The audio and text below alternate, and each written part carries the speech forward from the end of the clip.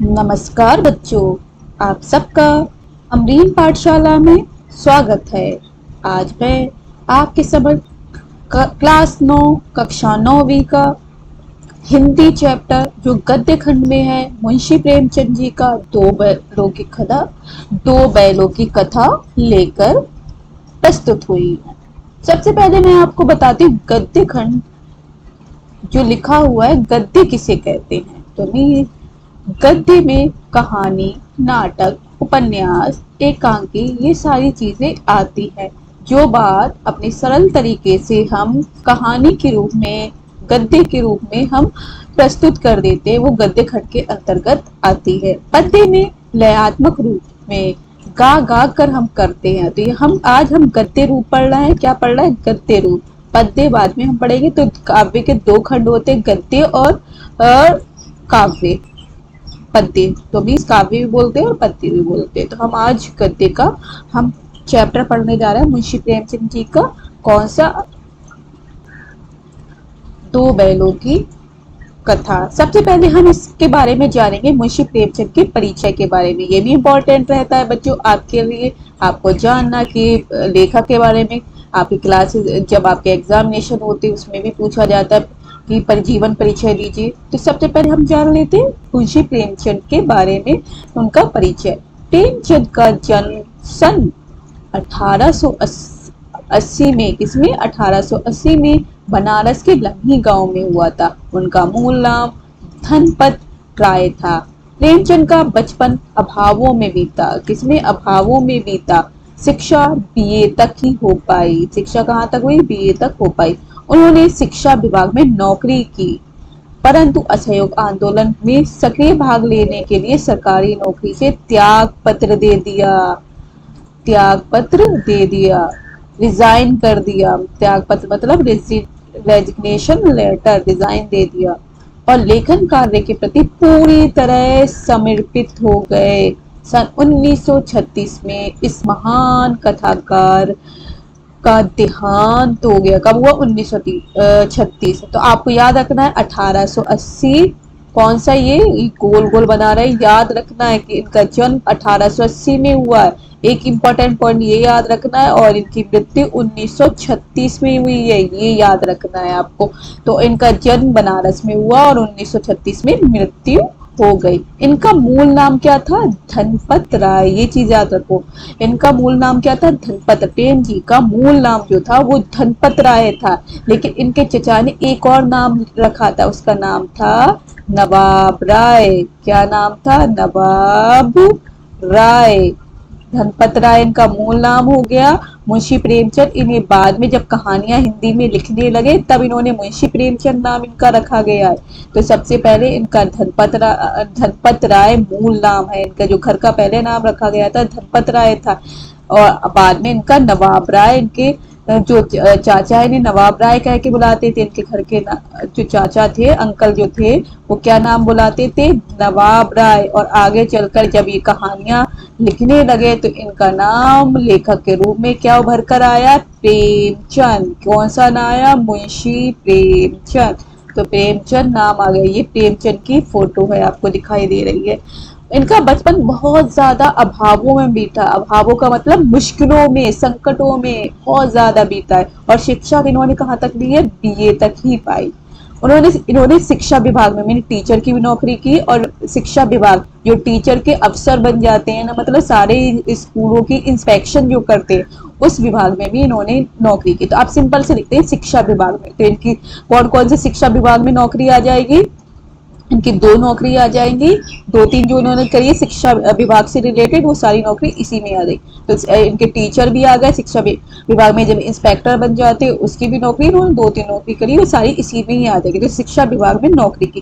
परंतु असहयोग आंदोलन क्या चल रहा था? असहयोग आंदोलन जब चल रहा था उसमें भाग लेने के लिए सरकारी नौकरी से त्याग पत्र देना पड़ा। उन्होंने क्या कर दिया? रेजिग्नेशन इन्हें देना पड़ा, क्योंकि जब वो उस समय हमारा देश देश आजाद नहीं हुआ था, अगर हमें असहयोग आंदोलन में भाग लेना पड़ता, जब ये असहयोग आंदोलन महात्मा गांधी द्वारा चलाया जा रहा था और ये महात्मा गांधी जी के कांटेक्ट में आए, उनसे बहुत ज्यादा प्रभावित हुए, तो इन्होंने भी सोचा जब गांधी जी ऐसा काम कर सकते तो क्यों मैं भी अपने लेखन कार्य से अपना काम नहीं कर सकता क्या। तो इन्होंने लिखना स्टार्ट कर दिया था। इसलिए इस असहयोग आंदोलन के चलते हुए इन्होंने नौकरी से इस्तीफा दिया। इस्तीफा त्यागपत्र क्यों दिया, क्योंकि जब ये थोड़ा सा इन्होंने उर्दू में कहानियां लिखना स्टार्ट की, सबसे पहले इन्होंने उर्दू में कहानी स्टार्ट की, किसमें, उर्दू लैंग्वेज में, उर्दू भाषा में इन्होंने कहानियां स्टार्ट की है।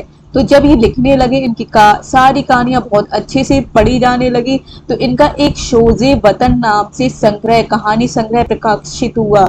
शोजे वतन में 8 से 10 कहानियां थी इनकी।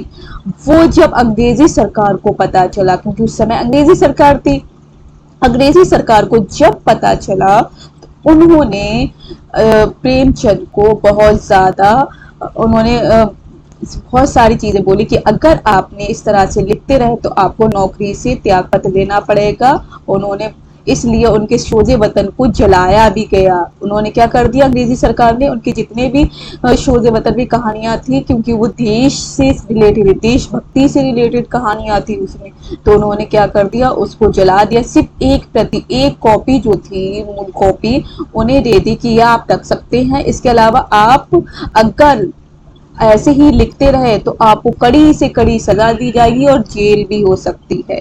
तो फिर उन्होंने लिखना बंद किया और फिर इन्हें किसी ने इन्हें सलाह दी, और सलाह देते हुए इन्हें अपना, इन्होंने नाम चेंज करा और अपनी नौकरी से भी त्याग पत्र दे दिया और अपना नाम चेंज करके, नाम बदल कर इन्होंने क्या, मुंशी प्रेमचंद से हिंदी में लिखना स्टार्ट कर दिया। जो इन्होंने उर्दू लैंग्वेज में, उर्दू भाषा में इन्होंने कहानियां लिखी थी, उसका रूपांतरण हिंदी में किया, उसका नाम बदलकर हिंदी में वो कहानियां लाने लगे और कुछ हिंदी में ही कहानी बन गया और हिंदी कहानी के सम्राट कहे जाने लगे, और इनका देहांत आगे चलकर 1936 में हो जाते हैं। ठीक है, अब इन्होंने क्या क्या कहानियां लिखी हैं। इनकी जो कहानियां हैं, मानसरोवर नाम से याद रखना है। इन्होंने मानसरोवर के 8 भागों, जैसे शोजे वतन की भी 8-10 कहानियां थी, तो इन्होंने इसी तरह से हिंदी में जो कहानियां है मानसरोवर नाम से, जो इनका 8 भागों में संकलित है, इनका इकट्ठा किया गया। मानसरोवर 1, 2, 3, 4, 5, 6, 7, 8 भाग हो गए। मानसरोवर नाम के 8 भाग हो गए। उसके अंदर 8 से 10 कहानियां, किसी में 11 से 12 कहानियां इस तरह से मौजूद रहेंगी। तो 8 भागों में एक जगह इकट्ठा करके रख दी उनका, जैसे मानसरोवर एक बुक बना दी, इसमें 9 से 10 कहानियां कर दी, मानसरोवर 2, 3 ऐसे करके उसमें कहानियों को इकट्ठा करके छपवा दिया गया। अब आगे देख लेते इनका सेवा सदन, प्रेम आश्रम, रंग भूमि, कायाकल्प, निर्मला, गबन, कर्म भूमि, गोदान, इनके प्रमुख उपन्यास, जो उपन्यास का मतलब नॉवेल, जैसे इंग्लिश में नॉवेल होते हैं, हिंदी में उसे उपन्यास बोलते हैं। तो ये बहुत ज्यादा प्रमुख उपन्यास, फेमस उपन्यास है। आप इसको याद कैसे कर सकते, प्रेमचंद की, इसकी ट्रिक बता रही हूँ बच्चों, ये ट्रिक है आपको, ट्रिक बता रही हूँ, ट्रिक। अब मैं TR बना देगी जिससे आपको पता चल जाए ट्रिक है। ठीक है, ट्रिक कैसी है, प्रेमचंद जी, इसे सुन लेना और सुन के फिर याद कर लेना, अपने पास लिख भी सकते हो। प्रेमचंद जी ने सेवा करके प्रेम पाया। प्रेमचंद जी ने देश की सेवा करके प्रेम पाया। जब प्रेम मिला तो प्रेम बहुत ज्यादा मिलने लगा, तो रंगभूमि हुई, युद्ध हुई, किससे, अंग्रेजी सरकार से। अंग्रेजी सरकार से रंगभूमि हो गई, युद्ध हो गया। रंगभूमि, रंग का मतलब युद्ध हो गया, रंगभूमि युद्ध छुड़ गया, युद्ध का मैदान आ गया। तो अंग्रेजी सरकार ने कहा कि अगर तुमने ज्यादा उर्दू में लिखा तो हम तुम्हारी कायाकल्प कर देंगे। क्या कर देंगे, कायाकल्प, मतलब काया का मतलब पर्यायवाची किसका है, शरीर का। तुम्हारी हड्डी पसली एक कर देंगे, तुम्हें कहाँ डाल देंगे, जेल में डाल देंगे, कायाकल्प करेंगे। तो इनकी कायाकल्प, इन्होंने ज्यादा लिखते रहे तो इनके शोजे वतन जलाकर इनकी कायाकल्प हो गई। क्या हो गया, जब कायाकल्प हो गई तो इन्हें निर्मला मिल गई। कौन मिल गई, निर्मला मिल गई। तो निर्मला जब इनके पास आ जाती, वो इनका गबन कर ले जाती। इनके सारे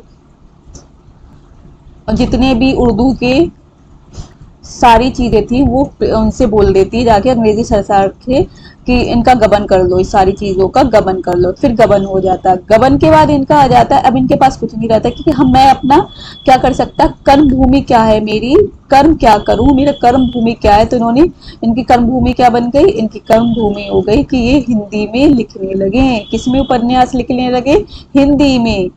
तो हिंदी में, हिंदी इनकी कर्म भूमि हो गई, हिंदी भाषा इनकी, उर्दू को छोड़कर हिंदी इनकी कर्म भूमि हो गई। ठीक है, तो इनकी हिंदी कर्म भूमि हो गई। तो कर्म भूमि अब इन्होंने बहुत ज्यादा कम करे, सम्राट कहने जाने लगे कि अंत टाइम आ गया है, मैं गोदान कर देता हूँ जिससे मेरा भगवान खुश हो जाए। तो इन्होंने जैसे लास्ट में अंत में गोदान करते हैं ना भगवान को खुश करने के लिए, जब पुजारी आता है तो ये गोदान कर देते हैं अपना, और अंत में 1936 में मर जाते हैं।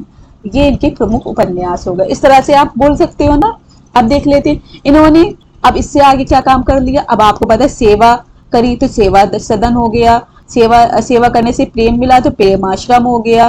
प्रेम जब प्रेम ज्यादा हो जाता है तो रंगभूमि हो गई, तो रंगभूमि, रंगभूमि से कायाकल्प हो गई, काया पलट गई, इनकी काया पलट गई, इनके शरीर बदल गया। तो काया पलटी तो इनका निर्मला मिलती है, फिर निर्मला मिल का गबन कर ले जाती है, और गबन करके जब इन्हें याद आता है तो अब मेरे कर्म भूमि क्या है कि हिंदी भाषा में लिखना मेरी कर्म भूमि है, मैं उपन्यासों को हिंदी भाषा में लिखूंगा। और अंत में हिंदी भाषा में लिखते लिखते ये गोदान कर देते हैं, गोदान करके इनकी मृत्यु को प्राप्त हो जाते हैं 1936 ईस्वी में। सिंपल सी ट्रिक है, याद कर सकते हैं, बहुत अच्छी कहानी के रूप में मैंने बताई है। अब देख लेते हैं इन्होंने हंस, कौन से नाम की, हंस, जागरण और माधुरी, ये तीन नाम याद कर लो, हंस, जागरण, माधुरी। हंस ने जागरण किया, माधुरी आ गई। हंस ने जागरण किया, उसमें माधुरी आई, हंस ने जागरण किया, उसमें माधुरी आई। ये पत्रिकाएं हैं, हंस में ने जागरण किया, माधुरी पत्रिका आ गई। ठीक है, याद हो जाएगा ना, हंस ने जागरण किया, माधुरी पत्रिका आ गई, इतना याद कर लेना। का संपादन किया, अब इतना पता है। कथा साहित्य के अतिरिक्त प्रेमचंद ने क्या क्या लिखे, निबंध, निबंध जो ऐसे होते हैं, अन्य प्रकार के गद्य लेखन भी किए, अन्य प्रकार के गद्य लेखन भी किए, ऐसे लिखे उन्होंने, लेटर लिखे, इस तरह से अन्य प्रकार के गद्य लेखन भी किए हैं। तो निबंध याद कर लेना।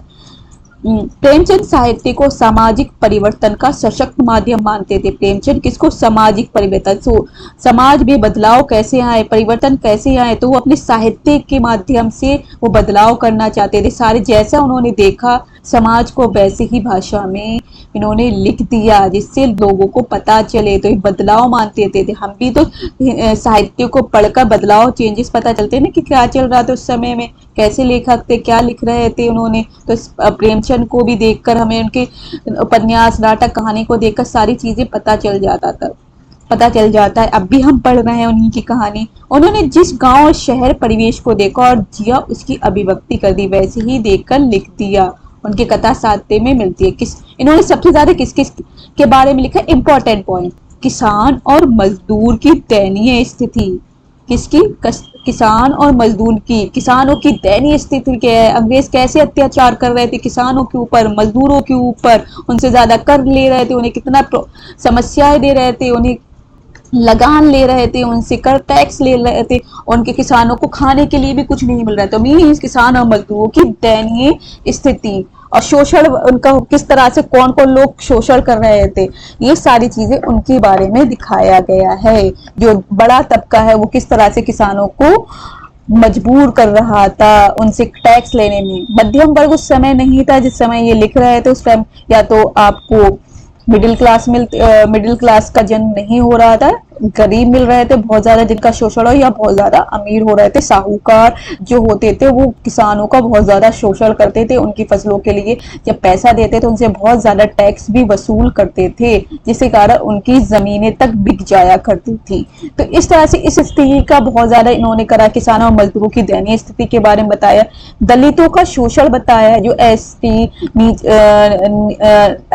ST में आते हैं, OBC में आते, उनका किस तरह से शोषण हो रहा था, उन पे अत्याचार किस तरह से हो रहा था, इस बारे में भी वो बता रहे थे। ये आपको पता चल गया और ये चीजें पता लगी, हमने एक कर लिया, किसानों और मजदूरों की दयनीय स्थिति, दलितों का शोषण और समाज में स्त्री की दुर्दशा, कि समाज में स्त्री की क्या दशा हो रही है, स्त्री के साथ कैसा व्यवहार हो रहा है, वो सारा बताना। और स्वाधीनता आंदोलन, जो आंदोलन चलाए जा रहे थे आजादी के लिए, उनके बारे में रचनाओं में मूल विषय थी।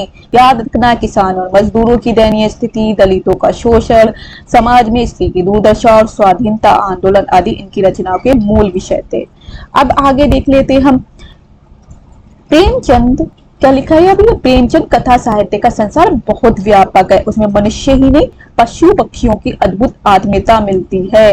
ये पशु पक्षियों से भी बहुत ज्यादा प्रेम करते थे, इसलिए उनके माध्यम से भी संदेश देना चाहते थे, इसलिए इन्होंने पशु पक्षियों को भी देते हुए, जैसे गोदान में गाय की लालसा होरी नाम का एक व्यक्ति रखता है, किसान रखता है, तो उससे कितना प्रेम रखता था, इस चीज को भी इन्होंने दिखाया। आत्मीयता लगाव रखते थे, इसलिए इनकी कहानी, उपन्यास, नाटक सब में ये चीजें भी देखने को मिलती हैं। बड़ी से बड़ी बात को सरल भाषा में कह देना प्रेमचंद लेखन का प्रमुख उद्देश्य था।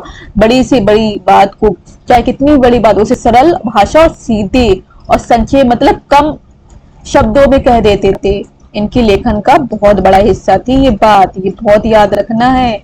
विशेषता इनकी, इनकी भाषा कैसी है, सरल है, सजीव है, मुहावरेदार है तथा इन्होंने लोक प्रचलित शब्दों का प्रयोग कुशलता पूर्वक या आसानी से कर लिया है। आपको पता है इनकी भाषा सरल है, सजीव है, जैसा हम एकदम कहानी को पढ़ते हैं ऐसा लगता है हमारे सामने वो चल रही है, चलचित्र की तरह, टीवी सीरियल की तरह, कहानी की तरह वो सामने आ रही है। और मुहावरेदार है, तो पढ़ने में मजा आता है। और इनमें लोक प्रचलित उस समय जो भी गांव में, ग्रामीण में, शहर में जो भी शब्द बोले जाते थे, उसका इन्होंने भरपूर फायदा उठाकर लेखन में अपना कार्य किया है। अब इसी तरह से आ जाता है इनकी, अब हम पढ़ लेते हैं मूल पाठ क्या है दो बैलों की कथा का। ये मूल पाठ पढ़े समझ लेते हैं, फिर इसको हम कहानी को स्टार्ट करेंगे। तो मूल पाठ क्या है हमारा, मूल पाठ, ये क्या हो गया, मूल पाठ, ये हमारा मूल पाठ है। तो मूल पाठ क्या है, दो बैलों की कथा के माध्यम से प्रेमचंद ने कृषक मतलब किसान, कृषक समाज और पशुओं के भावात्मक संबंध का वर्णन किया। इस कहानी में उन्होंने यह भी बताया कि स्वतंत्रता सहज नहीं मिलती, उसके लिए बार बार संघर्ष करना पड़ता है। इस प्रकार परोक्ष रूप से यह कहानी आजादी के आंदोलन की भावना से जुड़ी है। इसके साथ ही इस कहानी में प्रेमचंद ने पंचतंत्र और हितोपदेश की कथा परंपरा का उपयोग और विकास किया। इन्होंने दो बैलों को उठाया है इस कहानी में, और उसके माध्यम से जिस तरह से जो दो बैल हैं अपनी आजादी के लिए, स्वतंत्रता के लिए, जब उन्हें आप जैसे कहानी पढ़ेंगे तो उन्होंने संघर्ष किया है, उसी तरह से हमारे भारतीय लोगों ने अंग्रेजों से, गुलामी से आजादी के लिए, गुलाम जब हमारे देश थे, बहुत संघर्ष करना पड़ता है। तो इसको हम इस तरह से भी जोड़ सकते हैं। तो आपको ये सारी चीजें पता चल रहा होगा। अब हम इसी तरह से अगले चलते हैं। तो कहानी का आपको समझ में आ गया, दो बैलों की कथा। अब देखो ये दो बैल दिखाया जा रहा है, ये चित्र आपको दिखाई दे रहा है, ये सामने चित्र है। तो हम पढ़ रहे हैं दो बैलों की कथा। पाठ का नाम क्या है, वर्ड टू वर्ड, शब्द टू शब्द पढ़ेंगे और अर्थ भी बताती जाऊंगी। जानवरों में गधा सबसे ज्यादा बुद्धिहीन समझा जाता है। हम जब किसी आदमी को परले दर्जे का बेवकूफ कहना चाहते हैं तो उसे गधा कहते हैं। वह गधा सचमुच बेवकूफ है या उसके सीधेपन, उसकी निरापद सहिष्णुता उसे यह पदवी दे रही है, इसका निश्चय नहीं किया जा सकता। गाय सींग मारती है, ब्याई हुई गाय तो अनायास ही सिंगनी का रूप धारण कर लेती है। कुत्ता भी बहुत गरीब जानवर है, लेकिन कभी कभी उसे क्रोध आ जाता है, किंतु गधे को कभी क्रोध करते नहीं सुना न देखा। जितना चाह गरीब को मारो, चाहे खराब सड़ी हुई घास सामने डाल दो, उसके चेहरे पर कभी असंतोष की छाया भी दिखाई नहीं देगी। वैशाख में एक आध बार कुलैल कर लेता हो, पर हमने तो उसे कभी खुश होते नहीं देखा। उसके चेहरे पर एक विषाद स्थायी रूप से छाया रहता है। सुख दुख हानि लाभ किसी दशा में उससे बदलते नहीं देखा। ऋषियों मुनियों के जितने गुण हैं वे सभी उसमें उसकी पराकाष्ठा में पहुंच गए हैं, पर आदमी उसे बेवकूफ कहता है। सद्गुणों का इतना अनादर कहीं नहीं देखा। कदाचित सीधापन संसार के लिए उपयुक्त नहीं है। देखिए ना, भारतवासियों की अफ्रीका में क्या दुर्दशा हो रही है। क्या अमेरिका में उन्हें घुसने नहीं दिया जाता।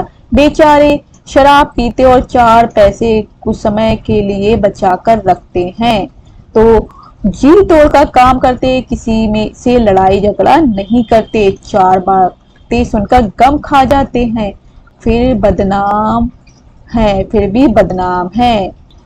कहा जाता है कि वे जीवन का आदर्श को नीचा करते हैं। अब इस तक का, यहाँ तक का हम पूरा पढ़ लेते हैं और समझ लेते हैं। अभी तक हमने पढ़ा, अब हम बता दें।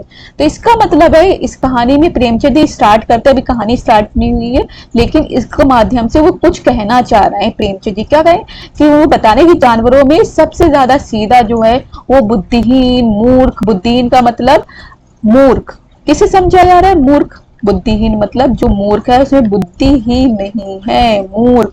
तो गधे को माना जाता है। अगर किसी को बेवकूफ कहते हैं, हम कहते हैं वह तो बहुत गधा है, तुम तो बहुत गधे हो, हम इस तरह से कह देते हैं ना, इस तरह से हम बोल देते हैं। तो गधा सबसे बुद्धिहीन समझा जाता है।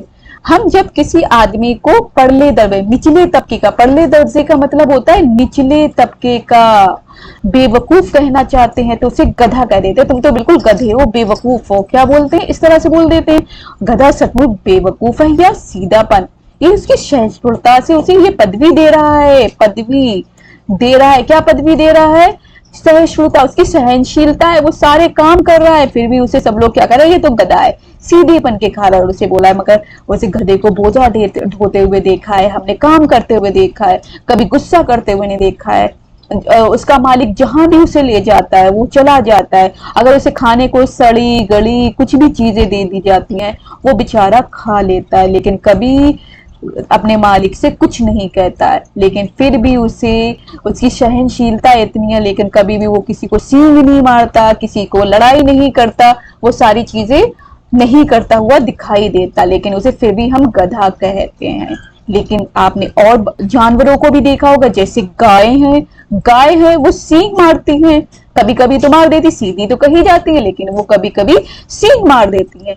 ब्याही हुई गाय जब वो बच्चे दे देती हैं, गाय तो सबसे ज्यादा ही सिंगनी, शेरनी का रूप धारण कर लेती हैं कि कोई उनके बच्चे को कुछ ना कह दे। तो इसलिए अगर उनके बच्चे के पास कोई आएगा तो वो शेरनी की तरह दौड़ेंगी और उसे मार देंगे सींग, तो वो रूप धारण कर लेती हैं। कुत्ता भी, कुत्ते को भी आपने देखा है, गरीब जानवर माना जाता है, वो सबके घर पे जाता है, उसे कोई रोटी दे दे, तो इस तरह से गरीब जानवर माना गया। लेकिन कभी कभी वो क्रोध में आ जाता है, गुस्से में आ जाता है, उसकी पूंछ पे कोई पैर रख दे, उसके सामने कोई आ जाए तो वो क्रोध में आ जाता है। कैसे आ जाता है? क्रोध में आ जाएगा।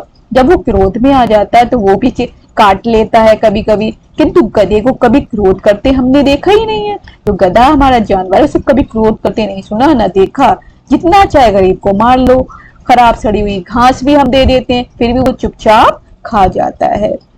वो कभी वैशाख का महीना हो जाता है, ये हिंदी महीने का नाम है वैशाख। क्या नाम है? वैशाख, आषाढ़, सावन, भादो, क्वार, कार्तिक, अघन, पूस, चैत्र, ये सारे नाम है हमारे हिंदी महीनों के। तो वैशाख में कभी कभी एक आध कुलैल किल्लारी मार लेता, आवाज निकाल लेते, लेकिन कभी उसे हमने आवाज निकालते हुए भी नहीं सुना हुआ है, पर हमने उसे कभी खुश होते नहीं देखा है। उसके चेहरे पे एक विषाद स्थायी रूप से छाया ही रहता है, मतलब एक ही रूप उसके चेहरे पे दिखाई देगा, वो हमेशा ही बना रहता है, 12 महीने बना रहता है। तो इस तरह से हम अगर इसे देखना चाहें तो ऋषि मुनियों के गुण हैं उसमें, जिस तरह से ऋषियों मुनियों, जितने हमारे ऋषि मुनि होते हैं ना, उनके गुण हैं उसके पराकाष्ठा में मौजूद पाए गए हैं, उसके अंदर मौजूद पाए गए, पर हम उससे फिर भी आदमी उसे बेवकूफ कहता है। ऋषि मुनियों को बेवकूफ कोई भी नहीं कहेगा, लेकिन उसमें ऋषि मुनियों के गुण पाए गए हैं, क्योंकि वो कभी किसी को मारता भी नहीं है, सींग भी नहीं मारता, किसी को लात भी नहीं मारेगा, कुछ भी नहीं करेगा, चुपचाप काम करता रहेगा, फिर भी हम उसे बेवकूफ कहते हैं क्योंकि वो सीधा है। इतना, अब सदगुणों का इतना अनादर कहीं देखा होगा हमने? इतने इसके सदगुण हैं, फिर भी हम अनादर, कुत्ते को ही पाल लेते हैं, कुछ भी कर लेते हैं, गधे के लिए हम गधे ही बोलते हैं। क्योंकि कदाचित सीधापन संसार के लिए उपयुक्त नहीं है। इतना सीधापन भी संसार के लिए, भोलापन भी उपयुक्त नहीं है। देखिए ना भारतवासियों की अफ्रीका में क्या दुर्दशा हो रही है उनके सीधेपन के कारण। क्यों अमेरिका में उन्हें घुसने ही नहीं दिया जाता? बेचारे शराब नहीं पीते, 4 पैसे कुछ समय के लिए बचा कर रहते हैं। मतलब कोई बुरा समय आ जाए तो बेचारे भारतवासी बचा कर रखते हैं और कहते हैं उस समय में हमारे काम आएंगे। जी तोड़ कर काम करते। कौन करता है जी तोड़ कर काम? भारतवासी काम कर रहे हैं। किसी से लड़ाई झगड़ा नहीं करते, 4 बातें सुनकर गम खा जाते हैं, फिर भी बदनाम है हमारे भारतवासी। क्या है? बदनाम है। कहा जाता है वे जीवन के आदर्श को नीचा करते हैं, जीवन के आदर्श को नीचा करते हैं। अगर वे भी ईंट का जवाब पत्थर से देना सीख जाते तो शायद भारतवासी भी क्या हो जाते? ऊंचे उड़ जाते। लेकिन वो ऐसा नहीं कर रहे हैं। ये हमने देखा कितनी अच्छी बात प्रेमचंद जी ने यहाँ पर लिखी है कि सभ्य कहलाने लगते। जापान की मिसाल सामने है। जापान जो देश है वहां की मिसाल एक देख लेते हैं। वो क्या सामने कि एक ही विजय ने उसे संसार की सभ्य जातियों में गण्य बना दिया। किसी सभ्य जातियों में गण्य बना दिया है। लेकिन गधे का एक छोटा भाई और भी है, उसे कम ही गधा, और वह है बैल। गधे की जैसा एक और उसका भाई है, कौन है? बैल। जिसका अर्थ हम गधे का प्रयोग करते हैं, जिसके अर्थ में हम गधे का प्रयोग करते हैं, उसी से मिलते जुलते अर्थ में बछिया के ताऊ का प्रयोग करते हैं। बछिया तो गाय की बेटी जो होती है, लड़की जो होगी, बेटी होगी, उसे हम क्या बोलेंगे? बछिया। क्या बोल देंगे? बछिया। तो बछिए का ताऊ का प्रयोग करते हैं, बछिया का ताऊ का भी प्रयोग करते हैं। बछिया का ताऊ कौन है? बैल है। तो कुछ लोग बैल को शायद बेवकूफ में सर्वश्रेष्ठ कहेंगे, सबसे महान कहेंगे कि बैल जो सर्वश्रेष्ठ महान है, मगर हमारा विचार ऐसा नहीं है। बैल कभी कभी मारता भी है और कभी कभी अड़ियल बैल भी देखने में आता है। अड़ियल बैल आपने सुना होगा ना मुहावरा, तो आपको याद आ रहा होगा। तो अड़ियल बैल देखने में आता है और भी कई रीतियों से अपना असंतोष प्रकट कर देता है। अतः उसका स्थान गधे से नीचा है। इसका स्थान हम गधे से नीचा मान रहे हैं। किसको? बैल को। इसे अड़ियल बैल भी बन जाता है। जैसे अब हम देखते हैं, अब यहाँ से कहानी स्टार्ट हो रही है बच्चों। कहाँ से? झूरी नाम का एक किसान होता है। कौन है? झूरी। अब यहाँ पर से मूल कहानी स्टार्ट हो रही है। तो झूरी नाम का एक किसान है, यहाँ से स्टार्ट हो रही कहानी। काची के 2 बैलों के नाम थे। झूरी काची के दोनों बैलों के नाम थे हीरा और मोती। क्या नाम थे? हीरा और मोती। एक बैल का नाम हीरा और दूसरे का मोती। दोनों पछाई जाति के थे। अब बैलों की भी जातियां होती। कौन सी जाति है बैलों की? पछाई जाति के थे। कौन सी जाति के? पछाई जाति के थे। देखने में सुंदर, काम के चौकस, डील में ऊंचे। बहुत दिनों साथ रहते रहते दोनों में भाईचारा हो गया। किनमें भाईचारा हो गया? दोनों बैलों में। दोनों आमने सामने या आसपास बैठे हुए एक दूसरे से मूक भाषा में विचार विनिमय करते थे। विचार विनिमय में आपस में बातचीत करते रहते थे इशारे इशारे में। कौन? दोनों बैल एक दूसरे के। दोनों बैलों का नाम क्या था? हीरा और मोती। कौन सी जाति के हैं? पछाई जाति के। याद रखना है, एक एक नंबर में कभी कभी प्रश्न इस तरह से पूछ लेता है बच्चों। एक दूसरे के मन की बात कैसे समझ जाता था हम नहीं कह सकते। अवश्य ही उनमें कोई ऐसी गुप्त शक्ति थी जिससे जीवों में श्रेष्ठता का दावा करने वाले मनुष्य वंचित हैं। दोनों एक दूसरे को चाट कर और सूंघ कर अपना प्रेम प्रकट करते थे। अपना प्रेम कैसे प्रकट कर रहे हैं दोनों? कौन? हीरा और मोती। एक दूसरे को चाट कर और सूंघ कर अपना प्रेम प्रकट करते थे। कौन? हीरा और मोती, दोनों बैल। ये किसके बैल थे? झूरी नाम के किसान के। झूरी काची, जो झूरी नाम का काची था, किसान था, उसके दोनों बैलों का नाम क्या है? हीरा और मोती। वो कौन सी जाति के? पछाई जाति के हैं। अपना प्यार, उनमें क्या है? बहुत ज्यादा भाईचारा था। और वो कैसे प्रेम प्रकट करते थे? एक दूसरे को चाट कर और सूंघ कर अपना प्रेम प्रकट करते थे। देखने में कैसे थे ये? देखने में सुंदर, काम में चौकस, डील में ऊंचे। याद रखना है ये। देखने में सुंदर है, काम में चौकस, एकदम फुर्ती से काम कर देते हैं, डील में ऊंचे लंबे चौड़े से, देखने में उनका डील जो है डील डॉल, वो देखने में कैसा है, बहुत ऊंचा सा है, तो देखने में बहुत सुंदर दिखाई देते थे। कभी कभी दोनों सींग भी मिला लिया करते थे। कौन दोनों मिला रहे हैं? हीरा और मोती नाम के जो दो बैल हैं वो मिला लेते थे। विग्रह के नाते से नहीं, केवल विनोद भाव से, प्रेम भाव से, आत्मीयता के भाव से, विनोद भाव से, आत्मीयता के भाव से, जैसे दोस्तों में घनिष्ठता हो, मित्रता हो, ये दोनों दोस्त बन गए, मित्रता है, बेस्ट फ्रेंड है, धौल धप्पा होने लगता है। धौल धप्पा आपस में जैसे दोनों दोस्त आपस में खेलते हैं ना, इस तरह से धौल धप्पा करने लगते हैं। इसके बिना दोस्ती कुछ फुसफुसी, कुछ हल्की सी रहती है, जिस पर ज्यादा विश्वास नहीं किया जा सकता। जिस वक्त ये दोनों बैल हल या गाड़ी में जोत दिए जाते, किसमें? हल में, हल, और या गाड़ी में, बैलगाड़ी जो होती है उसमें, या हल में खेत को जोतने के लिए जोत के लिए जाते, तो गर्दन हिला हिला कर चलते। कैसे चलते हैं? गर्दन हिला हिला कर चलते हैं।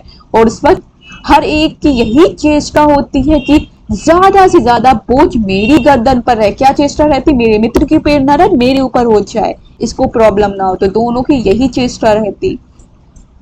तो समझ में आ गया कितनी अच्छी, दोनों में कितनी अच्छी मित्रता है, दोनों अच्छे से काम करते हैं कि ज्यादा से वो मेरी गर्दन पर है। दिन भर के बाद दोपहर, दोपहर या संध्या में, शाम को, संध्या मतलब शाम को, दोनों खुलते, दोनों एक दूसरे को चाट चूट कर अपनी थकान मिटा लेते, मतलब है प्यार कर करके अपने एक दूसरे को चाटते थे। नींद में खली नांद। अब नांद, नांद क्या होती है?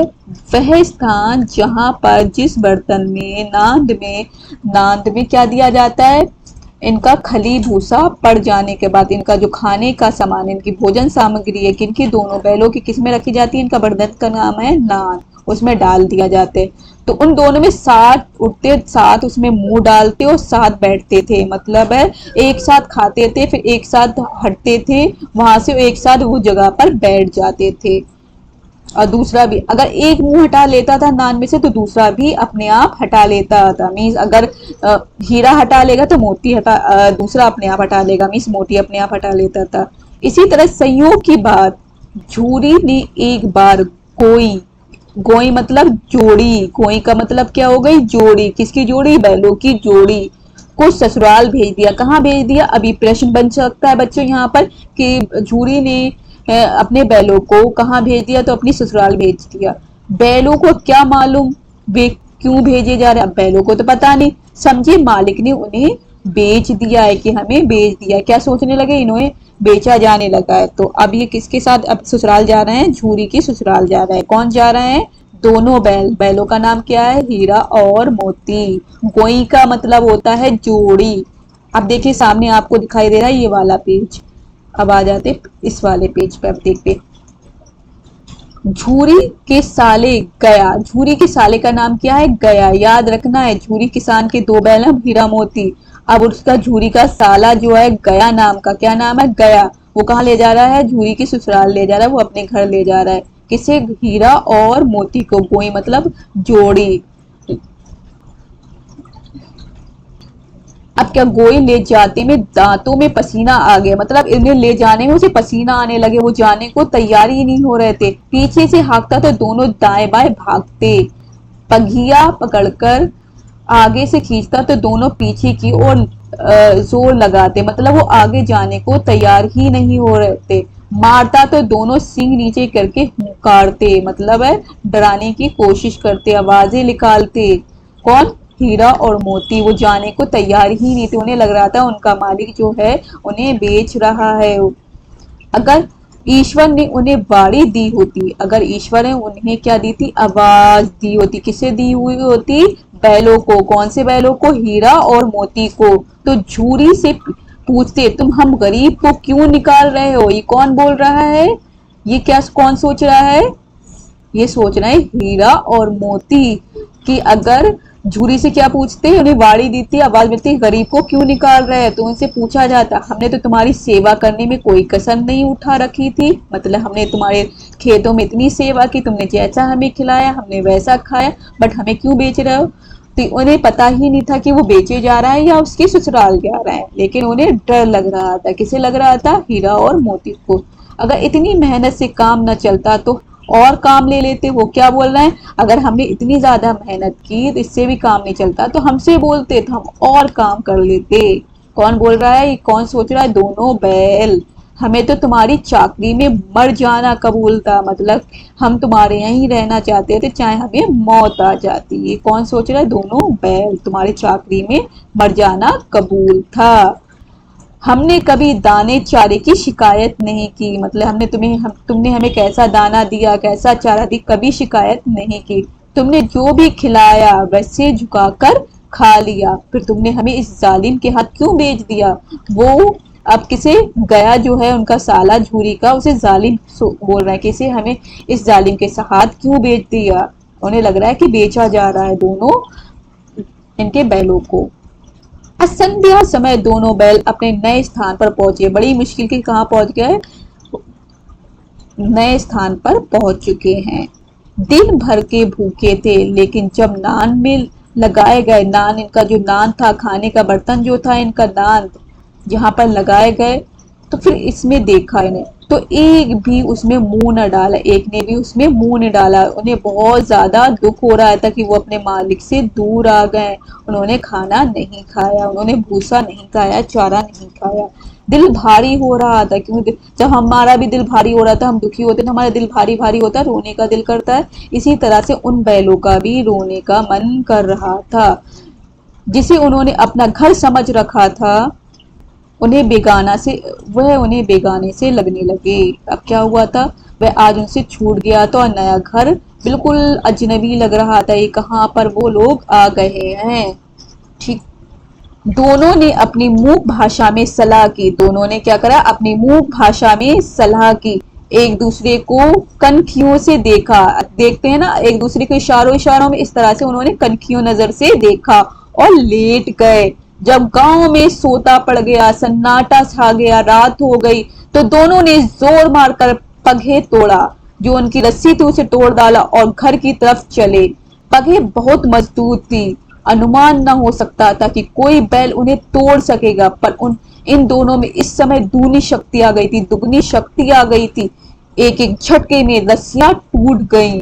झूरी प्रातःकाल सोकर उठा, मतलब है सुबह उठा, तो देखा कि दोनों बैल चरनी पर खड़े हैं। तो झूरी, जिनके जो बैल थे, झूरी थी, शाम में गए हैं दोपहर के समय, संध्या के समय, और सुबह जब सो के उठता है तो उसी उनके गांव पहुंच गए। मतलब वो नए स्थान से भागते हुए पूरी रात चलते हुए फिर झूरी के घर पे जाकर, जहां उनका नया पुराना घर था, वहां पहुंच जाते हैं। दोनों की गर्दनों में आधा आधा ग्राउंड लटक रहा था। घुटने तक पांव कीचड़ से भरे थे, मतलब वो कीचड़ में भागते हुए जैसे भी थे वो आ रहे थे। दोनों की आंखों में विद्रोहमय स्नेह झलक रहा था, मतलब वो विद्रोह करते हुए लड़के मतलब एक स्नेह का भाव भी लेकर आ गए थे।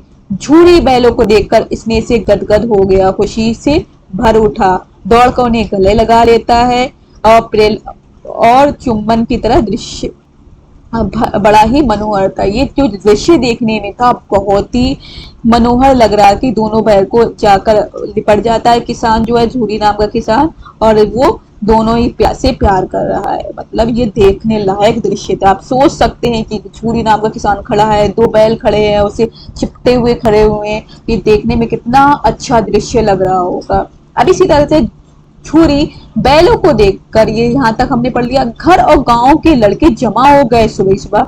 जैसे अब कुछ हो जाता है ना गांव में, तो हर कोई जमा हो जाता है, खड़ा हो जाता है, भीड़ इकट्ठा कर लेते, तो घर और गांव के लोग के लड़के जमा हो गए और तालियां बजा बजा कर तालियां बजा बजा कर उनका स्वागत करने लगे। गांव के इतिहास में यह घटना अभूतपूर्व न होने की महत्वपूर्ण थी, न होने पर भी महत्वपूर्ण थी। मतलब ये घटना कि वो ऐसे बैल जो कभी उन्होंने देखा भी नहीं था, और वो जाते हैं और वापस आ जाते हैं अपने पहले वाले मालिक के पास, तो इसलिए लोग ताली बजा बजा कर इस दृश्य को देख रहे थे। बाल सभा ने, मतलब बच्चों ने, बाल सभा ने निश्चय किया दोनों पशु वीरों को अभिनंदन पत्र देना चाहिए।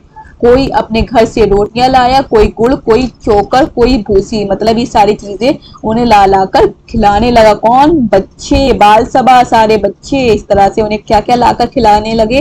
कोई तो रोटियां लाया, कोई गुड़ लाया, कोई चोकर मतलब भूसी, जो आटे की भूसी जो रहती है, तो वो कोई चोकर कोई भूसी इस तरह से लाकर खिलाने लगा।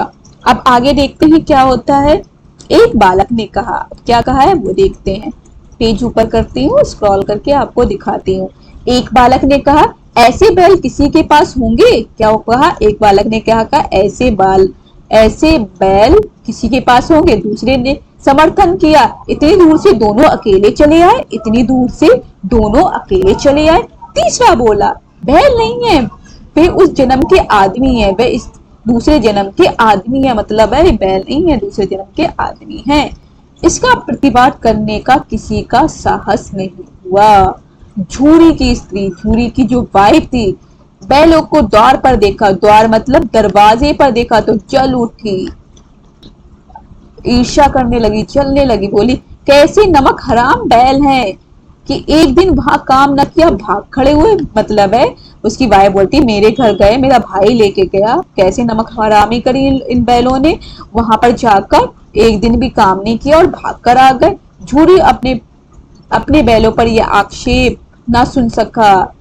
नमक हराम क्यों है? चारा दाना ना दिया होगा तो क्या करते? ये कौन कह रहा है? झूरी। स्त्री ने रौब के साथ कहा, उसकी वाइफ ने, झूरी की वाइफ ने कहा है, बस तुम ही तो बैलों को खिलाना जानते हो और तो सभी पानी पिला पिला कर रखते हैं। कौन बोल रहा है? झूरी की वाइफ बोल रही है। झूरी ने चिढ़ाया, चारा मिलता तो क्यों भागते? झूरी अब चिढ़ा रहा है अपनी वाइफ को, चारा मिलता तो क्यों भाग कर आते मेरे बैल? स्त्री चिड़ी, भागे इसलिए कि वे लोग तुम जैसे बुद्धुओं की तरह बैलों को सहलाते नहीं, खिलाते हैं तो रगड़ कर जोतते भी हैं, काम भी उतना ही लेते जितना खिलाते हैं। बैलों से इतना प्यार नहीं लगाते जैसे तुम करते। ये दोनों ठहरे कामचोर। कैसे? दोनों बैल बहुत कामचोर हैं। भाग निकले, अब देखो कहाँ से खली और चोकर मिलता है। अब इन्हें खाने को अच्छी अच्छी जो हम खली खली चोकर डालते हैं ना, वो नहीं मिलेगा, सिर्फ सूखा भूसा ही दूंगी और कुछ खाने को नहीं दूंगी। वही हुआ।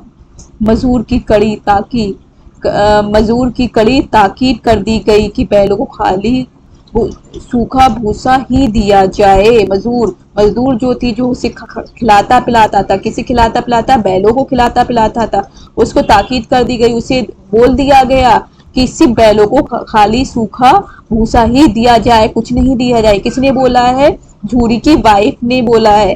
बैलों ने नान में मुंह डाला और फीका फीका लगा, ना कोई चिकनाहट थी, इसमें कोई चिकनाहट भी नहीं थी, ना कोई रस। क्या खाए? आशा भरी आंखों से द्वार की ओर ताकने लगे, दरवाजे की तरफ देखने लगे। उन्हें खाना अच्छा नहीं लगा। झूरी ने मजूर से कहा, थोड़ी सी खली क्यों नहीं डाल देता?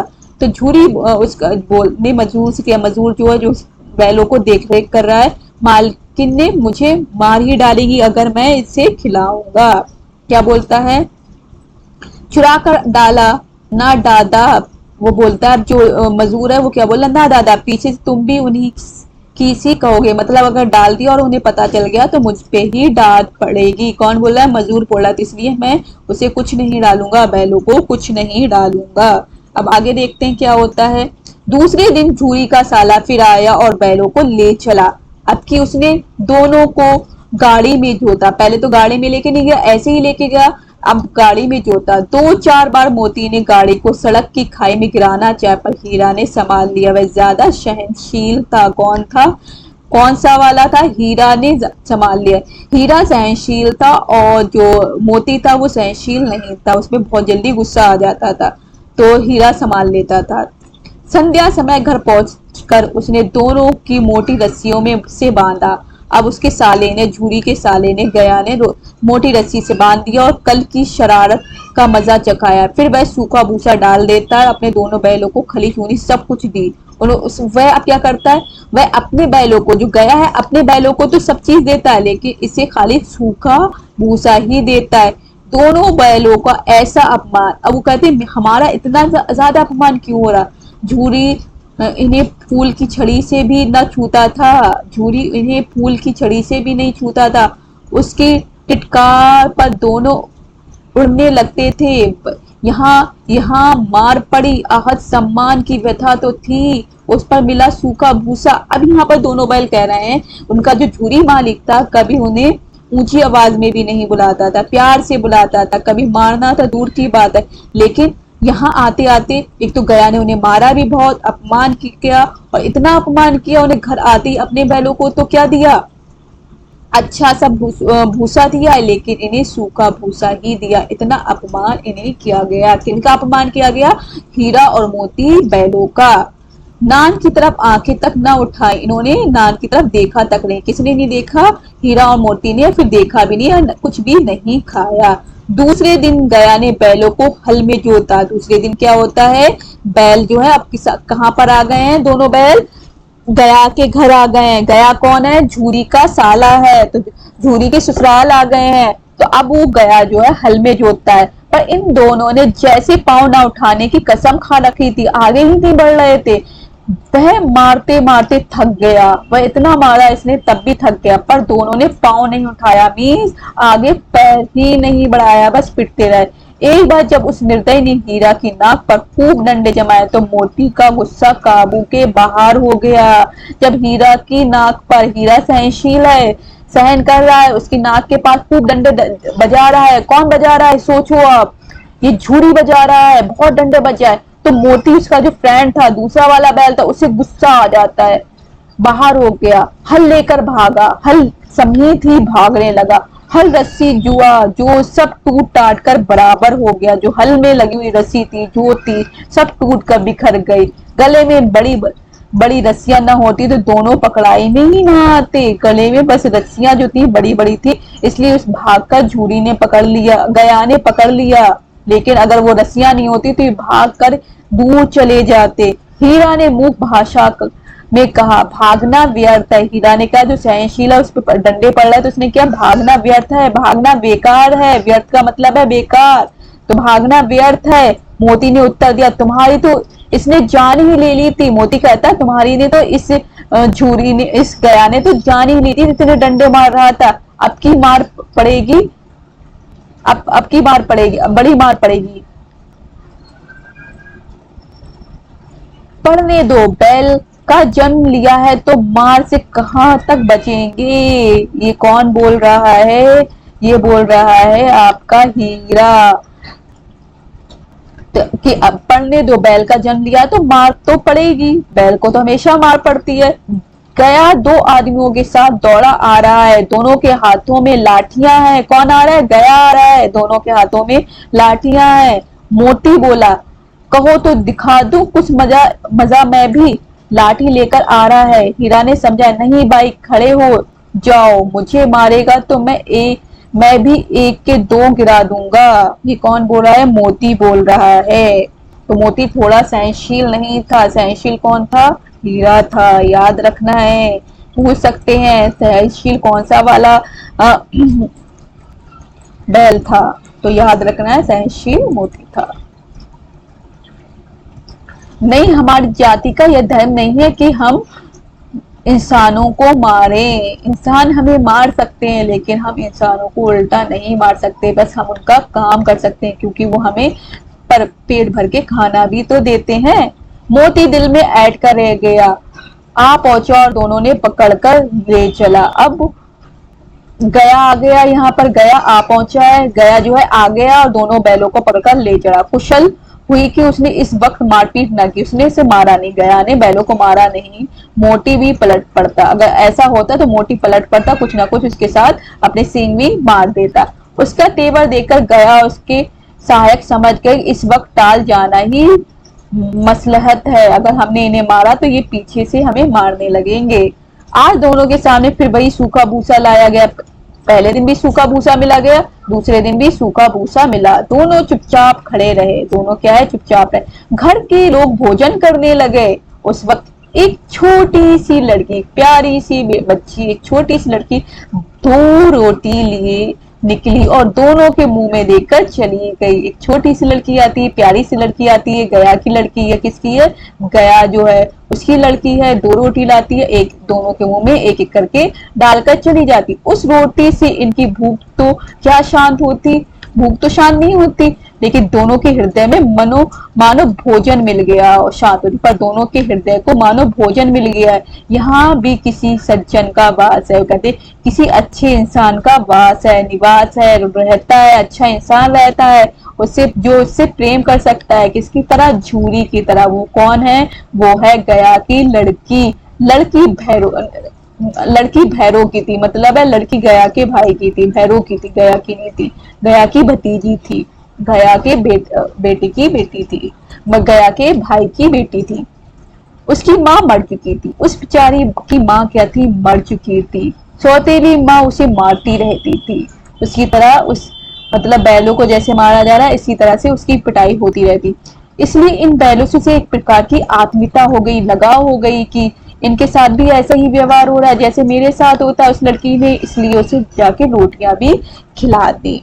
इसलिए उसे वो प्रेम भाव क्यों बढ़ाया उस बच्ची को कि ये मेरी तरह ही इनके साथ भी व्यवहार हो रहा है, क्योंकि उसकी सौतेली माँ उस लड़की की मारती रहती थी। अब अगला देखते हैं क्या है। दोनों दिन भर जोते जाते, डंडे खाते, अड़ते, शाम को थान पर बांध दिए जाते और रात की वही बालिका उन्हें 2 रोटियां खिला जाती। प्रेम के इस प्रसाद का यह बरकत थी कि दोनों दो दो गाल सूखा भूसा खाकर भी दोनों दुर्बल ना होते, कि दो दो गाल सूखा भूसा खाकर भी वो दुर्बल नहीं हुए, कमजोर नहीं हुए, क्योंकि उन्हें वो 2 रोटी मिल रही थी। कौन दे रहा था? वो लड़की ला कर दे रही थी। मगर दोनों की आंखों में रोम रोम में विद्रोह भाव भरा हुआ था। आंखों में, रोम रोम में, हर एक हिस्से में, शरीर के हर एक हिस्से में विद्रोह भाव उनका भरा हुआ था। एक दिन मोती ने मूक भाषा में, क्यों बोल तो नहीं सकते मूक भाषा में, का अब तो नहीं सहा जाता हीरा। मोती कह रहा है हीरा से, कौन है हीरा? वो भी दूसरा बैल है। क्या करना चाहते हो? एक हाथ को सींगों पर उठाकर फेंक दूंगा। अब एक हाथ को सींगों पर उठाकर फेंक दूंगा, क्योंकि हमारे साथ अत्याचार कर रहे हैं, हमारे साथ बुरा व्यवहार कर रहे हैं, बहुत बुरा व्यवहार हो रहा है। लेकिन जानते हो वह प्यारी लड़की जो हमें रोटियां खिलाती है उसी की लड़की है, जो इस घर का मालिक है। किसका है? इस घर का मालिक है। यह बेचारी फिर अनाथ हो जाएगी। एक तो मार पड़ती है बहुत ज्यादा, लेकिन फिर ये बहुत ज्यादा अनाथ हो जाएगी। तो मालकिन को ना फेंक दूं, वही तो उस लड़की को मारती है। तो वो कहने लगा मोती, मैं मालकिन को ही फेंक देता हूँ, क्योंकि वही तो मारती है इसकी सौतेली माँ बन के। लेकिन औरत जात पर सींग चलाना मना है, यह भूल जाते हो। औरत जात पर सींग चलाना मना है, यह भूले जाते हो। तुम तो किसी तरह निकलते ही नहीं देते, तुम तो किसी तरह निकलने ही नहीं देते। बताओ, तुड़ाकर भाग चले? हाँ, यह मैं स्वीकार करता हूँ, एक्सेप्ट करता हूँ। स्वीकार मतलब एक्सेप्ट करता हूँ कि हम रस्सी तुड़ाकर भाग चलेंगे, लेकिन इतनी मोटी रस्सी टूटेगी कैसे? इतनी मोटी जो रस्सी डाली हुई है वो टूटेगी कैसे? इसका एक उपाय है, पहले रस्सी को थोड़ा सा चबा लो। पहले हम क्या कर लेंगे? रस्सी को थोड़ा सा चबा लेंगे, फिर एक झटके में चली जाएगी, टूट जाएगी। रात को जब बालिका रोटियां खिलाकर चली गई, दोनों रस्सियां चबाने लगे। मोटी रस्सी मुंह में न आती थी, बेचारे बार बार जोर लगा कर रह जाते थे। सहसा घर का द्वार खुला, सहसा अचानक घर का द्वार खुला और वह लड़की निकली। दोनों सिर झुकाकर उसका हाथ चाटने लगे, दोनों की पूंछें खड़ी हो गईं। उसने उसके माथे सहलाए, प्यार किया। कौन? वो प्यारी इस लड़की आके किसके माथा सहला रही है? उन बैलों का। और बोली, खोली देती हूँ, चुपके से भाग जाओ, नहीं तो ये लोग मार डालेंगे। आज घर में सलाह हो रही है कि इनकी नाकों में नाक डाल देंगे, नकेल डाल देंगे। किनके? उन बैलों के। तो बेचारी वो लड़की आती है खोलने के लिए, उन्हें बताने के लिए। उसने गराव खोल दिया, रस्सियों को खोल दिया और दोनों चुपचाप खड़े रहे। मोती ने अपनी भाषा में पूछा, अब चलते क्यों नहीं? हीरा ने कहा, चले तो, लेकिन कल इस अनाथ पर आफत आएगी, सब इसी पर संदेह करेंगे, शक करेंगे इस लड़की पर कि इन्होंने, इसी लड़की ने खोला होगा। अब देखते हैं आगे क्या होता है। तो हम पेज आगे करते हैं जिससे आपको पता चल जाए।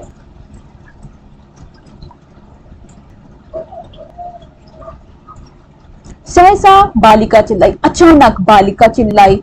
दोनों फूफा वाले बैल भागे जा रहे हैं, जो फूफा के घर से आए हैं, क्योंकि फूफा की लड़की के फूफा के घर से आए हैं। फूफा कौन है? झूरी है। तो झूरी करे, वो चिल्लाकर बोलती, दोनों फुफा वाले बैल भागे जा रहे हैं, ओ दादा दादा दोनों बैल भागे जा रहे हैं, जल्दी दौड़ो जल्दी दौड़ो। कौन बोल रहा है? वो झूरी की जो भतीजी है वो बोल रही है। तो इसी तरह से अब आगे देखते क्या होता है। गया हड़बड़ाकर भीतर से निकला और बैलों को पकड़ने चला, फिर दोनों भागे। गया भी ने पीछा किया और भी तेज हो गया। गया ने शोर मचाया, फिर गांव में कुछ आदमियों को भी साथ लेने के लिए लौटा। दोनों मित्रों को भागने का मौका मिल गया, साथ सीधे दौड़ते चले गए, यहाँ तक कि मार्ग का ज्ञान न रहा। मार्ग मतलब रास्ते का ज्ञान न रहा। जिस परिचित मार्ग से आए थे उसका यह पता न था कि नए नए गांव मिलते जा रहे थे। उन्हें जिस मार्ग से आए थे उस मार्ग का पता नहीं चल रहा था, रास्ता का पता नहीं चल रहा था। वो गांव जो झूरी का गांव था, लेकिन वो नए मार्ग की तरफ चले गए, नए नए गांव मिलने लगे। तब दोनों एक खेत के किनारे खड़े होकर सोचने लगे। अब एक खेत के किनारे आकर वो खड़े हो जाते और सोचने लगते, अब क्या करना चाहिए। दोनों बैल आपस में बोल रहे, अब क्या करना चाहिए। हीरा ने कहा, मालूम होता है राह भूल गए हैं। अब हमें पता चल रहा है कि हम रास्ता भूल गए। तुम भी बेतहाशा भागे, तुम भी तो बेतहाशा भागे। वही उसे मार गिराना था। उसे मार गिराते तो दुनिया कहती वह अपना धन छोड़ दे, लेकिन हम अपना धन क्यों छोड़े। दोनों भूख से व्याकुल हो रहे थे। दोनों जो थे बैल व्याकुल हो रहे थे। खेत में मटर खड़ी थी, हरी हरी मटर दिखी उन्हें, चढ़ने लगे, एकदम वो चढ़ने लगे, खाने लगे। रह रहकर आहट लेते रहते, कोई आया तो नहीं, इधर से उधर देखते रहते, कोई आ तो नहीं रहा है मारने के लिए। जब पेट भर गया दोनों ने आजादी का अनुभव किया। अब किस तरह की आजादी मिल रही है, फील कर रहे हैं। मस्त होकर उछलने कूदने लगे। पहले दोनों ने डकार ली, खा पी कर, जैसे हम लोग डकार लेते ना, पेट भर गया, इसी तरह से उसने भी डकार दी। किन्होंने? दोनों ने, बैलों ने। फिर सींग मिलाए, आपस में सींग मिला, एक दूसरे को ठेलने लगे, प्यार करने लगे। मोती ने हीरा को कई कदम पीछे हटा दी, यहाँ तक कि वह खाई में गिर गया। जब उसे भी क्रोध आया, संभाल कर उठा और फिर भी मोती से मिल गया। मोती ने देखा खेत में झगड़ा हुआ चाहता है, फिर किनारे हट गया। अब आगे देखते हैं क्या हो रहा है। अरे ये क्या, कोई सांड दौड़ता चला आ रहा है।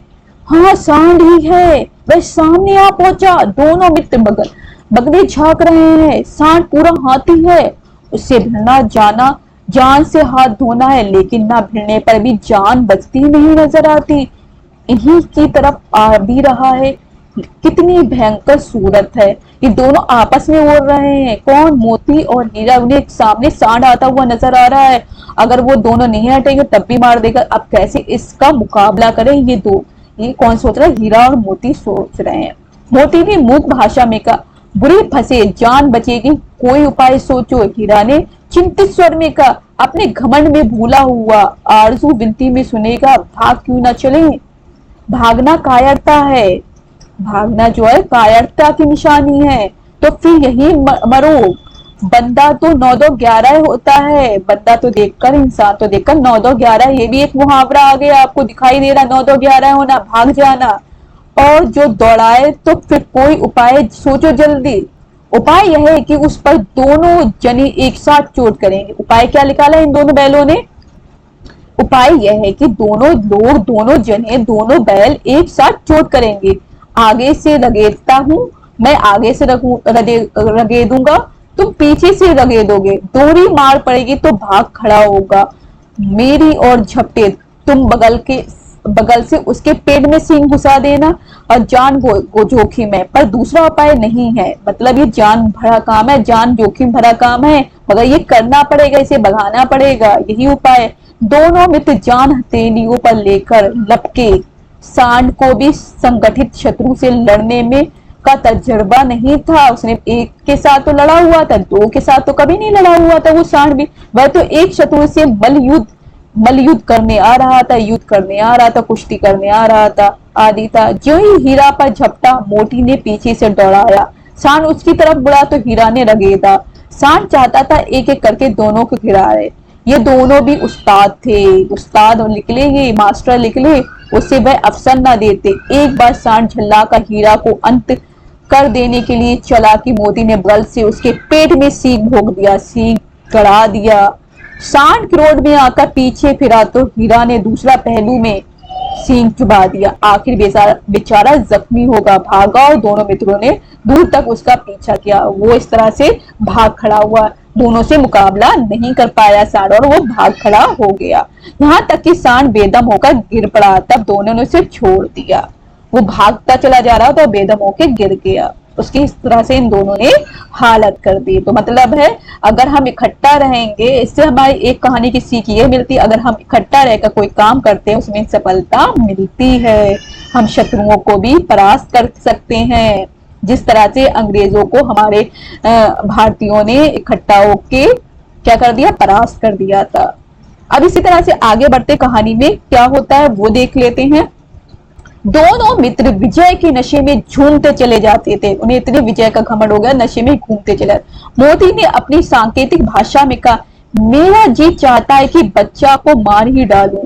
हीरा ने तिरस्कार किया, गिरे हुए बैरी पर सींग न चलाना चाहिए, यह सब ढोंग है। बैरी को ऐसी मारना चाहिए कि फिर ना उठे। अब घर कैसे पहुंचेंगे वह सोचो। मतलब है हीरा बोल रहा है कि मेरा मन कर रहा था कि मोती बोल रहा था कि मैं उस बेचारे को मार डालूं, ऐसा मन कर रहा था उसे गिरा दूं, मार जान से मार दूं।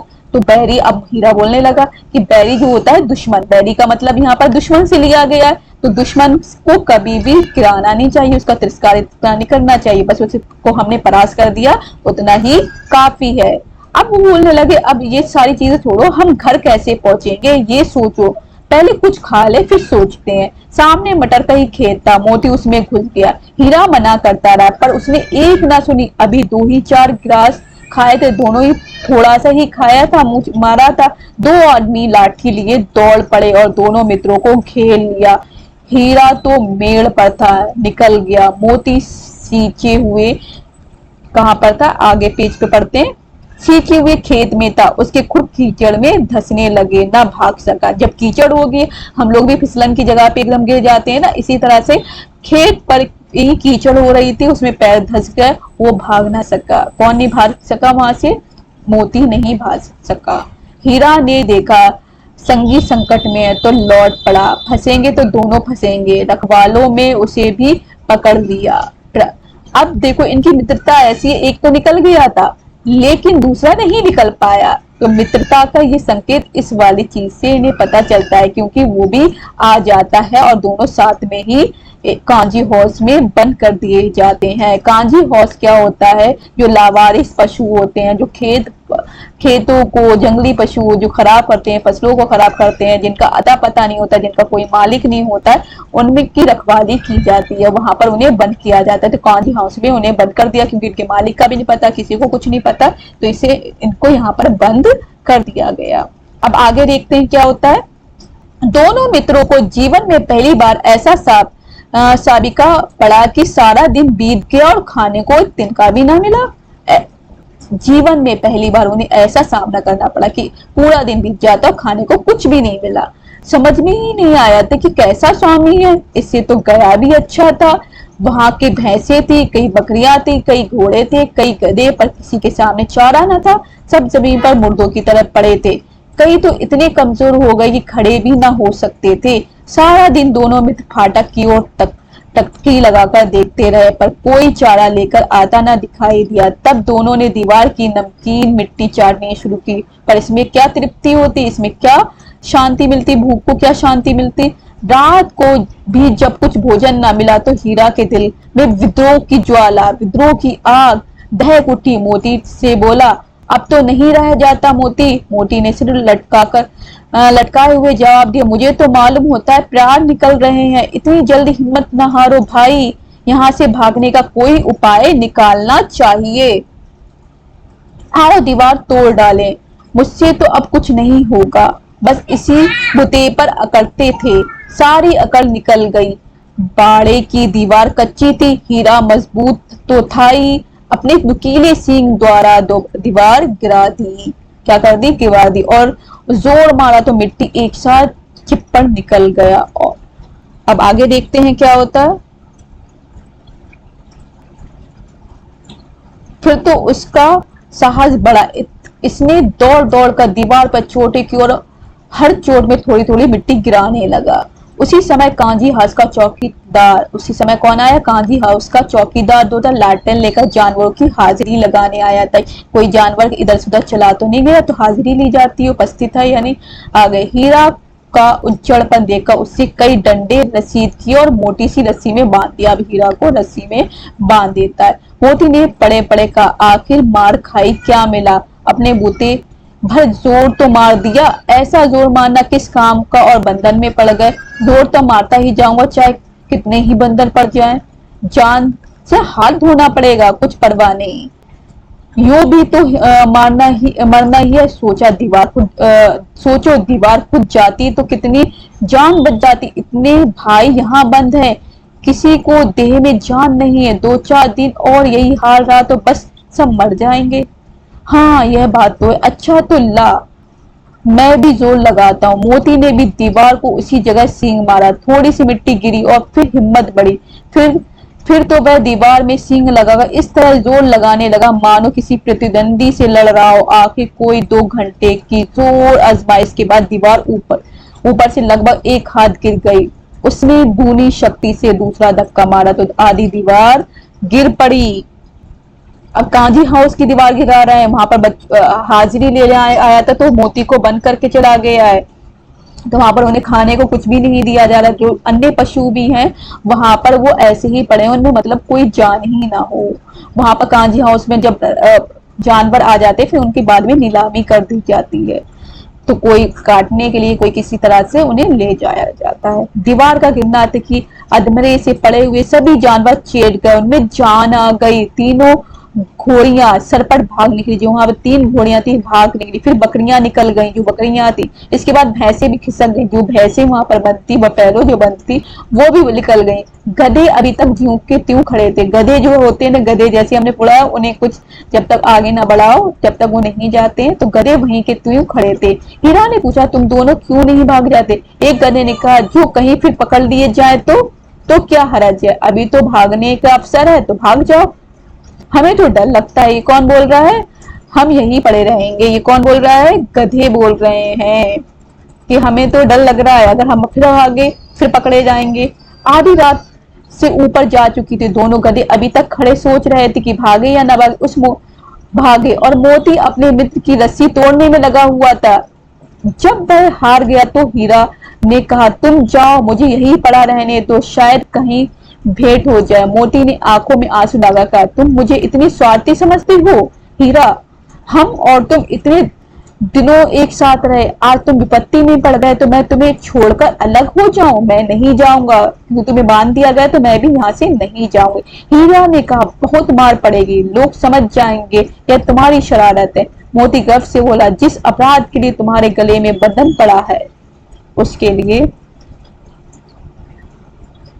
आगे देखते हैं क्या होता है।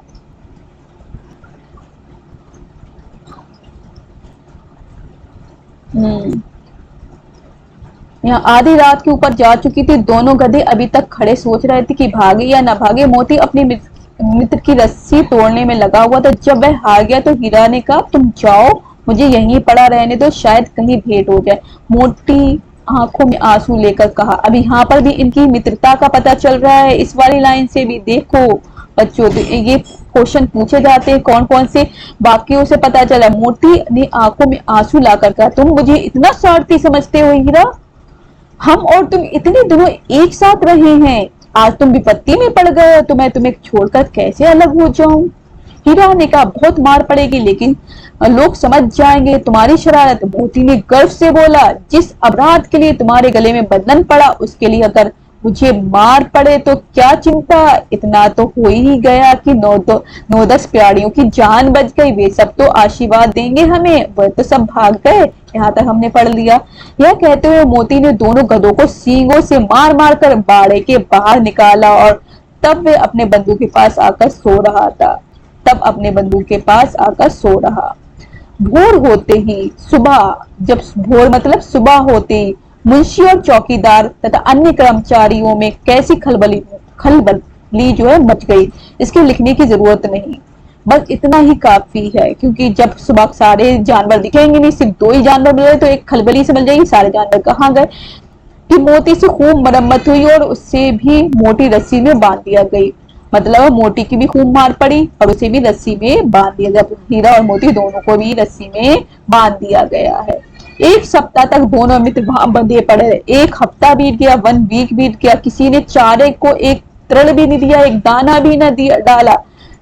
हाँ, एक बार पानी खा दिया जाता था, मतलब दिन में एक बार पानी जरूर दिया जाता, लेकिन चारा नहीं दिया जा रहा। इनका उनका आधार था। दोनों इतने दुर्बल हो गए, कमजोर हो गए कि उठ तक नहीं जाता था, उनसे उठा ही नहीं जा रहा था। ठटरियां निकल आई थी। एक दिन बाड़े के सामने डुबकी बजाने लगी और दोपहर होते होते वहां 50-60 आदमी जमा हो गए। तब दोनों मित्र निकाले गए और उनकी देखभाल होने लगी। लोग आकर उनकी सूरत देखते और मन फीका करके चले जाते। ऐसे मृतक बैलों को कौन खरीदार होता, मतलब उनकी ऐसी हालत हो गई, इतने कमजोर, इतने दुर्बल हो गए। तो ऐसे नीलामी हो रही है कांजी हाउस में, तो फिर सब लोग आ रहे हैं देखने के लिए, हम बैल ले लेंगे। लेकिन जब उनके पास आते तो कमजोर लगते, कहते कौन लेगा। सहसा एक दड़ियल आदमी, अचानक एक दड़ियल आदमी जिसकी आंखें लाल थी और मुद्रा अत्यंत कठोर, और दोनों मित्रों को फूलों में उंगली घोटकर मुंशी जी से बातें करने लगा। मतलब उन्होंने देखा कि उसे पहले दबा कर देखा कैसे बैल है, और बातें करने का उनका चेहरा देखकर अंतर्ज्ञान से दोनों मित्रों का दिल कांप उठा है। उसका चेहरा देखकर मतलब ऐसा लग रहा था कि वही कसाई हो। अंतर्ज्ञान से दोनों का दिल कांप उठा, कौन है और उन्हें क्यों टटोल रहा है, इस विषय में उन्हें कोई संदेह न हुआ। दोनों एक दूसरे को भीत नेत्रों से, बहुत प्यार भरी नजरों से देखने लगे और सिर झुका दिया कि अब तो हमारा काम हो गया, अब हमें कसाई के घर जाना पड़ेगा, क्योंकि ये अब हमारा हमें काट डालेंगे, मार डालेंगे। हीरा ने कहा, गया कि घर से नाहक भागे, हम नाहक भागे, वहां कम से कम हमें थोड़ा बहुत खाने को तो मिल जाता था, अब जान नहीं बचेगी। मोती ने अश्रद्धा के भाव से उत्तर दिया, कहते हैं भगवान सबके ऊपर दया करते हैं, उन्हें हमारे ऊपर दया क्यों नहीं आ रही है। भगवान सबके ऊपर दया करते हैं, लेकिन हमारे ऊपर दया क्यों नहीं आ रही। भगवान के लिए हमारा मरना जीना दोनों बराबर है। चलो अच्छा ही है, कुछ दिन उनके पास तो रहेंगे। एक बार भगवान ने उस लड़की के रूप में हमें बचाया तो था, अब नहीं बचाएंगे, अब ना बचाएंगे। यह आदमी छुरा चलाएगा, देख लेना। तो क्या चिंता, मांस खास सींग हड्डी सब किसी न किसी के काम आ जाएंगे। नीलाम हो जाने के बाद दोनों मित्र उस दड़ियल के साथ चले। दोनों की बोटी बोटी कांप रही थी, बेचारे पांव तक ना उठा सकते थे। उन्हें इतना डर लग रहा था कि अब ये कसाई के साथ जा रहे हैं, पर भय के मारे गिरे पड़ते, भागे जाते थे, क्योंकि वह जरा भी चाल धीमी हो जाने पर डंडा जमा देता था। कसाई जो ले जा रहा था दड़ियल, वो डंडा जमा देता था। वह डर के मारे, भय के मारे भागे चले जा रहे थे, कहीं दोबारा से डंडा ना पड़ जाए, इतने कमजोर हो गए थे वो। राह में गाय बैलों का एक रेवड़ हरे भरे हार में चलता नजर आए। सभी जानवर प्रसन्न थे, खुश थे, चिकने चपल, कोई उछलता था तो कोई आनंद से बैठा पागुर करता था। कितनी सुखी जीवन था इनका, पर इतनी स्वार्थी है, सब किसी को चिंता नहीं कि उसके दो भाई मालिक के हाथ में पड़े कैसे दुखी है। मतलब ये दोनों सोच रहे हैं, ये सारे जानवर ये नहीं सोच रहे कि एक कैसे आदमी के साथ में चले जाए, उन्हें किसी को चिंता ही नहीं है कि कसाई उन्हें ले जा रहा है तो उन्हें छुड़ा ले आके। तो राह चलते हुए उन जानवरों को भी देख रहे थे। सहसा दोनों को ऐसा मालूम हुआ कि ये परिचित रहा है, जाना पहचाना रहा है रास्ता, जिस रास्ते पे जा रहे। हाँ, इसी रास्ते से तो गया उन्हें ले गया था। वो बोलने लगे, इसी रास्ते से तो वो गया जो है उन्हें अपने घर ले गया था। वही खेत, वही बाग, वही गांव मिलने लगे। अचानक सारे गांव वही मिलने लगे, सारे रास्ते वही मिलने लगे, खेल नजर आने। प्रतिक्षण उनकी चाल तेज होने लगी, सारी थकान, सारी दुर्बलता, जितनी भी थकान थी, सारी दुर्बलता गायब हो गई। आहा, यह लो, अपना ही हार आ गया, मतलब अपना ही घर आ गया, अपना ही रास्ता आ गया, अपना रहने का स्थान, जहाँ पर झूरी रहता है। यहाँ पर कुएं पर हम चलाने आया करते थे, कुएं पर हम क्या दाएं चलाने आया करते थे, यही वही कुआं है। ये कौन बोल रहा है, ये दोनों बैल सोच रहे हैं। मोती ने कहा, हमारा घर नगीच आ गया, मतलब हमारा जंझूरी का घर था वो आ गया है। हीरा बोला, भगवान की दया है, मैं तो अब घर भागता हूँ। भगवान की दया हो रही है, हीरा बोला, मैं तो अब घर को भागता हूँ। किसके घर? झूरी के घर, जो पहला इनका मालिक था। यह जाने देगा, इसे मैं मार गिराता हूँ। नहीं नहीं, दौड़ कर थान पर चलते हैं। तो वहां से हम आगे ना जाएंगे। दोनों उन्मुख होकर बछड़ों की भांति कुलेल मार करते हुए घर की ओर दौड़े। वह हमारा थान है, जहाँ इनका पुराना थान था वहां। दोनों दौड़कर अपने थान पर आए और खड़े हो गए। दड़ियल भी पीछे पीछे दौड़ा चला आता था। झूरी द्वार पर बैठे धूप खा रहा था। दो बैलों को देखकर दौड़ा और उन्हें बारी बारी से गले लगाया। मित्रों की आंखों में से आनंद के आंसू बहने लगे। दोनों मित्रों की जो बैल थे उनमें से आंसू की धार, क्योंकि उसके झूरी ने आकर क्या करा, गले लगा लिया। एक झूरी का हाथ चाट रहा था, एक जो है बैल हुरी का जो झूरी है उसका हाथ चाटने लगा। दड़ियल ने जाकर बैलों को रस्सियां पकड़ ली। झूरी ने कहा, मेरे बैल है, तुम्हारे बैल कैसे? मैं मवेशियों के से नीलाम लिए आता हूँ, मैं मवेशी खाने से नीलाम लिए आता हूँ, नीलामी हुई है मैं वहां से लाता हूँ। मैं तो समझा हूँ चुराए लिए जाते हो, चुपके से चले जाओ। मेरे बैल हैं, मैं बेचूंगा तो बिकेंगे। ये कौन बोल रहा है? झूरी बोल रहा है। किसी को मेरे बैल नीलाम करने की क्या अख्तियार है? मतलब है मेरे बैलों को नीलामी करने का क्या अख्तियार है? किसी को कुछ अख्तियार नहीं है। जाकर थाने में रपट कर दूंगा, FIR कर दूंगा। रपट करने का मतलब है FIR कर दूंगा। मेरे बैल है, इसका सबूत है कि मेरे द्वार पर खड़े हैं, क्योंकि मेरे ही दरवाजे पर खड़े हैं, तो ये इसका सबूत है। अगर मेरे बैल नहीं होते तो मेरी द्वार पर नहीं आते, मेरी नान पर नहीं आते। इसका सबूत है तुम्हारे पास से भागकर मेरे पास आए और मेरे द्वार पर खड़े हैं, तो ये मेरे बैल हुए। घड़ियल जल्लाकर बैलों को जबरदस्ती पकड़ ले जाने के लिए बढ़ा। उसी वक्त मोती ने सींग चलाया। उसी वक्त क्या होता है, मोती ने सींग चलाया। दड़ियल पीछे हटा, मोती ने पीछा किया। दड़ियल भागता गया। मोती पीछे दौड़ा और उसके पीछे दौड़ा। गांव के बाहर निकाल जाने पर वह रुका। मतलब है जो दड़ियल था वो कहां पर चला गया, गांव से बाहर चला गया। तब जाकर वो मोती जाकर रुकता और उसे भगा देता है। दड़ियल पर बाहर निकल जाने पर रुका, पर खड़ा दड़ियल का रास्ता देख रहा था। दड़ियल पूरा खड़ा धमकियां दे रहा था, गालियां निकाल रहा था, पत्थर फेंक रहा था, और मोती विजयी शूर की भांति उसका रास्ता रोके खड़ा था। गांव के लोग यह तमाशा देखते और हंसते थे कि किस तरह से उनका ये काम हो गया। जब दड़ियल हार कर चला गया, दोनों बैल नहीं आए, तो मोती अकड़ता हुआ लौट आए। हीरा ने कहा, मैं तो डर ही रहा था कि कहीं तुम गुस्से में आकर मार ना बैठो। अगर वह मुझे पकड़ता तो मैं बेमारे ना छोड़ता। अब ना आएगा, आएगा तो दूर ही से कबर लूंगा। देखो कैसे ले आ जाता है। जो गोली मरवा दे मर जाऊंगा, पर उसके काम तो ना आऊंगा। हमारी जान को कोई जान ही नहीं समझता, इसलिए हम इतने सीधे हैं। जरा देर में नादों में खली, भूसा, चोकर और दाना भर दिया गया। दोनों मित्र खाने लगे। झूरी खड़ा दोनों को सहला रहा था, और 20 लड़के, मतलब कई लड़के तमाशा देख रहे थे। सारे गांव में उछाल सा मालूम होता था, मतलब एक मेला सा लग गया था, और देखने चले आ रहे थे किस तरह से हीरा ने मोती वापस आ गए हैं। जरा उसी समय मालकिन ने आकर दोनों के माथे चूम लिए। जो झूरी की वाइफ थी आकर उनके माथे चूम लिए जाती। यही कहानी का समापन हो जाता है, और इस तरह से कहानी दोनों जो बैल हैं वापस आ जाते हैं। अब इस कहानी के जो प्रश्न उत्तर हैं अगले पार्ट में करेंगे। तो धन्यवाद, शुक्रिया। और हमारे जिस बच्चों ने अभी तक हमारे वीडियो को लाइक नहीं करा है वो लाइक कर देंगे, हमारे चैनल को सब्सक्राइब करेंगे और ज़्यादा से ज़्यादा शेयर करने की कोशिश करेंगे। तो अब हम नेक्स्ट पार्ट में मिलते हैं। जब तक के लिए बाय बाय, टेक केयर।